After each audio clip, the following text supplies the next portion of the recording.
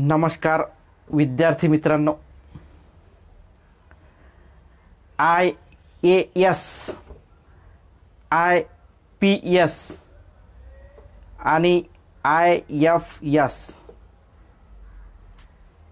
हे शब्द ज्या वेळेस आपल्या कानावर पडत असतात त्यावेळेस हे शब्द आपल्या कानांना खूप असे प्रभावी वाटत असतात, खूप असे शक्तिशाली वाटत असतात। तर हे जे शब्द आहे या शब्दांमध्ये एवढी शक्ती कशी काय, हे जे शब्द आहे हे शब्द एवढे पॉवरफुल कसे काय, तर याच संदर्भात आज आपण जाणून घेणार आहोत। विशेषतः मी ग्रामीण भागामध्ये सांगेल की एक उदाहरण या ठिकाणी मी देऊ इच्छितो। ते उदाहरण म्हणजे असं, ज्या वेळेस ग्रामीण भागातील विद्यार्थी शाळेमध्ये जातात आणि खूप असा चांगल्या प्रकारे अभ्यास करतात आणि असाच अभ्यास करत असताना एक ग्रामीण भागामधील विद्यार्थी त्याला जेही काही शिक्षकांनी सांगितलं आहे अभ्यासासंदर्भात तर ते तो करत असतो आणि अभ्यास करत असताना लगेच पालकवर्गाची हाक येते की अरे इकडे ये आणि हे अमुक अमुक प्रकारचं काम आहे, हे काम तू ऐक।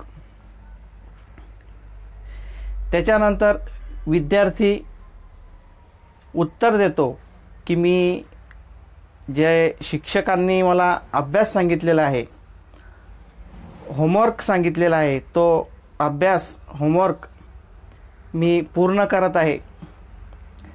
हे विद्यार्थ्याचे उच्चार झाल्यानंतर लगेच एक पालकवर्गाकडून वाक्य सुटतं। ते वाक्य म्हणजे, हे काय मोठा अभ्यास करतोय, कलेक्टर होणारच की काय? तर हो, या ठिकाणी तुम्ही कलेक्टरच नाही, IPSच नाही, इंडियन फॉरेन सर्व्हिस थ्रू जे राजदूताचं पद मिळतं तेच नाही, तर याच्यापेक्षाही खूप मोठं अभ्यासामुळे होऊ शकते। आता याच्यामध्ये जे आपलं IAS हे पद आहे, या पदासंदर्भात आपण थोडक्यात जाणून घेऊ। IAS म्हणजे इंडियन ॲडमिनिस्ट्रेटिव्ह सर्व्हिस, म्हणजेच भारतीय प्रशासकीय सेवा। त्यालाच आपण दुसऱ्या भाषेमध्ये काय म्हणतो, कलेक्टर। त्याच्यानंतर IPS म्हणजेच इंडियन पोलीस सर्व्हिस। याचं मराठीतून काय, भारतीय पोलीस सेवा। आणि तुमचं तिसरं IFS म्हणजेच काय, इंडियन फॉरेन सर्व्हिस। याचं मराठीतून काय, भारतीय परकीय सेवा। म्हणजेच आपले जे बाहेर देशामध्ये राजदूत असतात तर त्यांनाच थोडक्यामध्ये इंडियन फॉरेन सर्व्हिस असं म्हटलं जातं। तर ह्या ज्या आता याच्यामध्ये वेगवेगळ्या प्रकारच्या 24 पोस्ट भरल्या जातात। आता या पोस्ट नेमकं कोण भरतं, याची निवड कशी केली जाते, या संदर्भात आपण थोडक्यात जाणून घेऊ। युनियन पब्लिक सर्व्हिस कमिशन म्हणजेच थोडक्यात काय, UPSC। थोडक्यात काय, UPSC म्हणजेच काय, युनियन पब्लिक सर्व्हिस कमिशन। मराठीमधून काय, संघ लोकसेवा आयोग तर हा एक आयोग आहे.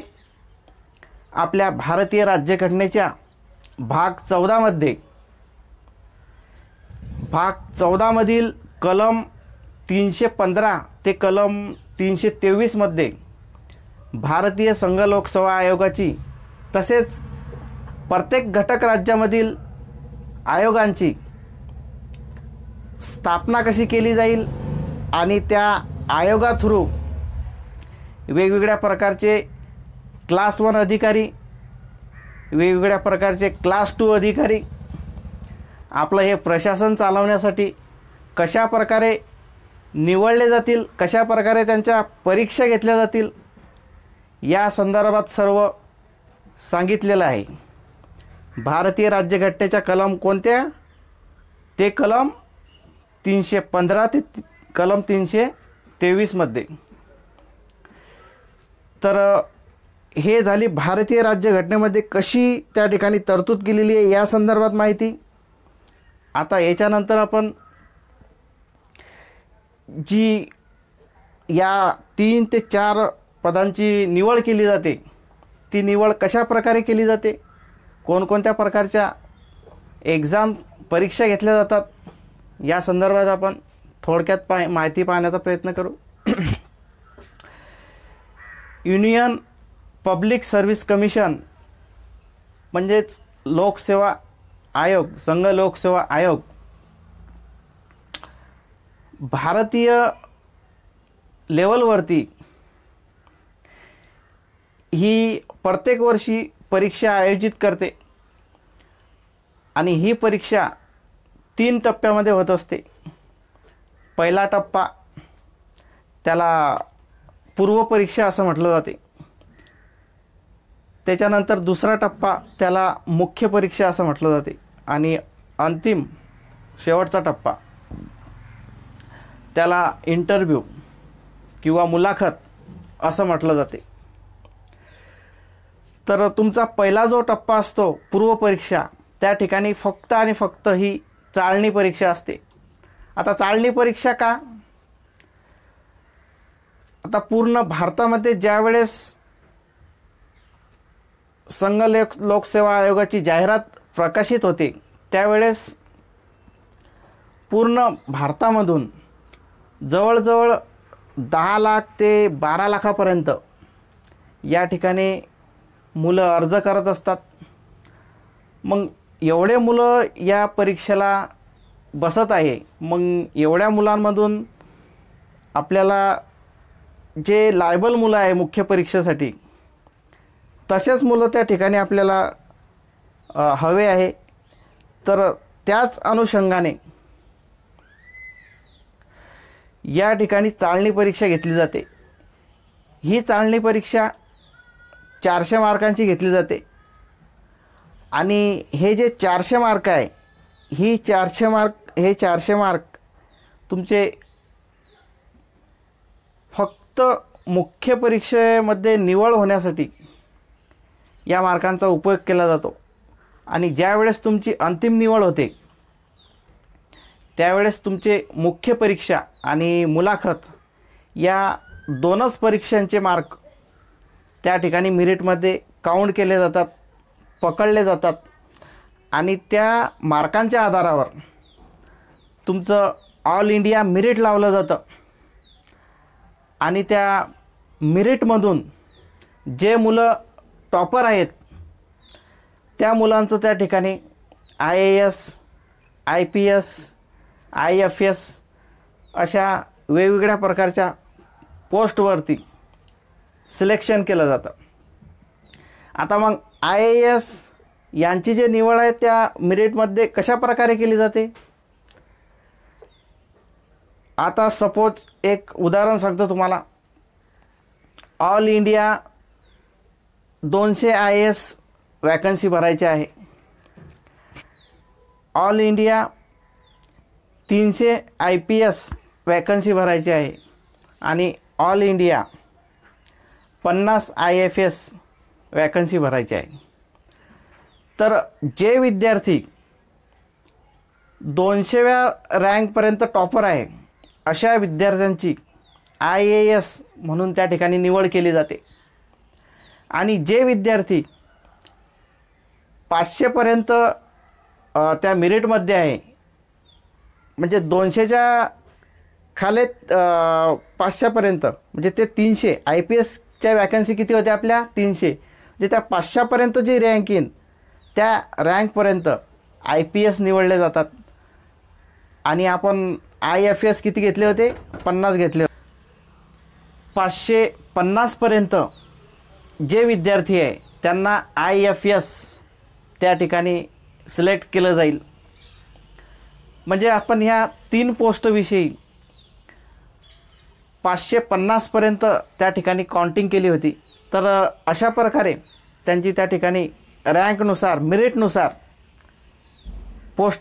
पोस्टनुसार त्या ठिकाणी सिलेक्शन केलं जाईल. आता याच्यामध्ये अशा अनेक पोस्ट आहे. अजून एक पोस्ट आहे IRS, इंडियन रिन्यू सर्व्हिस. हे पण पोस्ट खूप चांगली आहे. क्लास 1ची, सुपर क्लास 1ची पोस्ट आहे. ते आपण त्या ठिकाणी घेतली नाही. आपण आता दुसऱ्या व्हिडिओमध्ये सर्व पोस्टची माहिती बघू. तर अशा प्रकारे यांची त्या ठिकाणी निवड केली जाते. मग आता थोडक्यात आपण IAS या पदासंदर्भात जाणून घेण्याचा प्रयत्न करू. IAS म्हणजेच काय? कलेक्टर. काय दरारा असतो? दरारा असणारच आहे. जेही कोणी व्यक्ती या पोस्टपर्यंत जाते, ही पोस्ट मिळवते, तर ही पोस्ट मिळवण्यासाठी खूप असे कष्ट घेतलेले असतात, खूप अशी मेहनत घेतलेली असते, खूप साऱ्या गोष्टींचा या ठिकाणी त्याग केलेला असतो. त्याच्यानंतरच या IAS किंवा IPS ह्या पोस्ट मिळत असतात. संघ लोकसेवा आयोगाची परीक्षा पास होणं म्हटलं म्हणजे साधं नाही आहे. या गोष्टीसाठी खूप त्याग करावा लागतो. स्वतःवरती खूप बंधनं आणावे लागतात. आणि तरच या परीक्षांमध्ये आपल्याला यश मिळतं. असे तुम्हाला बरेच उदाहरणं सांगता येतील की 8-8, 10-10 वर्ष UPSCचा अभ्यास करूनही त्या लोकांकन, त्या विद्यार्थ्यांकन या पोस्ट निघल्या नाही आहे. त्या ठिकाणी ते अपयशी ठरले आहेत. म्हणजे एवढी अशी ही कठीण परीक्षा म्हटली जाते. तर त्या ठिकाणी त्या पोस्ट शक्तिशाली असणारच आहे. आता या ठिकाणी IAS यांच्या संदर्भात किंवा IPS यांच्या संदर्भात आपण थोडक्यात पाहू. तुम्ही असा विचार केला आहे का कधी की IAS साठी एक स्पेशल ड्रायव्हरच का असतो? स्पेशल एक त्याची फाईल धरण्यासाठी एक नौकरच का असतो? त्याच्या आजूबाजूला अंगरक्षकच का असतात? तुमचं IAS असेल किंवा IPS असेल किंवा IRAS असेल, ह्या ज्या 4 ते 5 प्रकारच्या पोस्ट आहे, यांना एवढ्या प्रकारे सुखसुविधा का असतात? त्याचं कारण आहे या पोस्ट आहेच तशा पॉवरफुल. भारतीय राज्यघटनेने या ज्या पोस्ट आहे या पोस्टला त्या पॉवर दिलेल्या आहेत, त्या शक्त्या प्रदान केलेल्या आहेत. आणि याच कलेक्टर असतील किंवा IPS असतील, याच लोकांथ्रू आपल्या भारत देशातील सर्व कारभार पाहिला जातो, सर्व प्रशासन चालवलं जातं. तर अशा ह्या पोस्ट. तर आपला मूळ मुद्दा आहे आजच्या व्हिडिओचा. तो मूळ मुद्दा म्हटलं म्हणजे IAS, IPS, IFS ची तयारी कशी कराल, विशेषतः 10वी नंतर या परीक्षांची तयारी तुम्ही कशी कराल.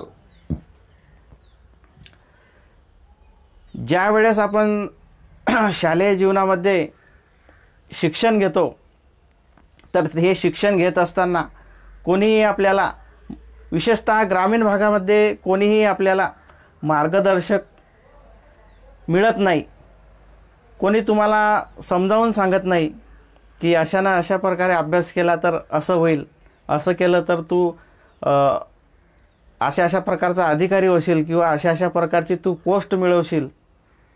शक्यतो ग्रामीण भागामध्ये असं तुम्हाला कोणीही सांगायला मिळत नाही. शहरी भागाचा विषय थोडा वेगळा आहे. या ठिकाणी शहरी भागामध्ये खूप साऱ्या गोष्टी अवेलेबल असतात आणि सगळ्या प्रकारचं मार्गदर्शन असते. त्याच्यामुळे शहरी भागाचा जो विषय आहे तो थोडा वेगळा आहे. तर ग्रामीण भागातल्या मुलांना सांगू इच्छितो की ज्या वेळेस तुम्ही शालेय जीवनामध्ये अभ्यास करत असता, इयत्ता 4थीपासून म्हणेन मी की इयत्ता 4थीपासून तर इयत्ता 15वीपर्यंत जेवढेही तुम्ही पुस्तकं वाचाल, जेवढाही तुम्ही अभ्यास कराल, तो अभ्यास खूप असा चिंतनाने, मेहनतीने आणि मनन करत करा, जेणेकरून पुढील भविष्यामध्ये ज्यावेळेस तुम्ही प्रवास कराल त्यावेळेस तुम्हाला कोणत्याही प्रकारची अडीअडचण येणार नाही, विशेषतः कॉम्पिटिटिव्ह एक्झामची तयारी करत असताना. आता या ठिकाणी IAS व्हायचं आहे किंवा IPS व्हायचं आहे, तर याच्यासाठी खूप असं मोठं शिक्षण लागते का हो? खूप असे मोठे टक्के लागतात का? तर नाही. या ठिकाणी कमीत कमी तुमची 15वी जर झाली असेल, म्हणजेच त्याला थोडक्यात आपण ग्रॅज्युएशन म्हणू, तुमचं या ठिकाणी कमीत कमी ग्रॅज्युएशन झालं असेल आणि कमीत कमी तुम्हाला 35% मिळाले असतील, तरी तुम्ही हे एक्झाम देऊ शकता आणि पास होऊ शकता. आणि जे तुम्हाला पद मिळवायचं आहे, IAS असेल किंवा IPS असेल, ते पद तुम्ही मिळवू शकता. म्हणून या ठिकाणी खूप असे मला 95% पाहिजे, 90% पाहिजे, 99% पाहिजे, असा कोणत्याच प्रकारचा या ठिकाणी तुम्ही भाव करू नका. आता शालेय जीवन जगत असताना अभ्यासाकडे बऱ्याच विद्यार्थ्यांचं दुर्लक्ष होते, अभ्यास करत नाही. त्याच्यामुळे त्यांना शालेय जीवनामध्ये खूप कमी मार्क पडतात आणि ज्या वेळेस ते 10वीचा किंवा 12वीचा टप्पा पार पाडतात आणि तो टप्पा, ते दोन्ही टप्पे पार पाडल्यानंतर त्यांना समजते, जाणवते की आपल्याला मागच्या वर्गांमध्ये खूप कमी मार्क आलेले आहेत, आपण अभ्यास करायला पाहिजे होता, अभ्यास जर केला असता तर आपल्याला चांगल्या प्रकारे मार्क मिळाले असते. आणि शेवटी काय, त्या ठिकाणी तो वेळ निघून गेलेला असतो. पश्चातापाशिवाय दुसरी कोणती गोष्ट त्या ठिकाणी शिल्लक राहत नाही. तर काही हरकत नाही, तुम्हाला 10वीमध्ये 50% असतील किंवा 12वीमध्ये 35% असतील, तेव्हा तुम्ही त्या गोष्टीचा पश्चाताप करताय, तर पुढे जोमाने तयारी करा, जिद्दीने पेटा की मला हे पद मिळवायचंच आहे, मला हे अशा प्रकारे बनायचंच आहे. नंतर अभ्यासाला लागा, चांगल्यानिशी तयारी करा, चांगल्या लोकांचं मार्गदर्शन घ्या आणि त्या मार्गदर्शनानुसार अभ्यास करा, तुमचं ध्येय पूर्ण करा. तर या IAS आणि IPS या विशेषतः या 2 पोस्ट संदर्भात आपण बरीच माहिती घेण्याचा प्रयत्न केला. आणखीन या पोस्ट संदर्भात बरीच अशी माहिती आहे, तर ते माहिती आपण नंतरच्या व्हिडिओमध्ये टाकण्याचा प्रयत्न करू. जय हिंद, जय महाराष्ट्र.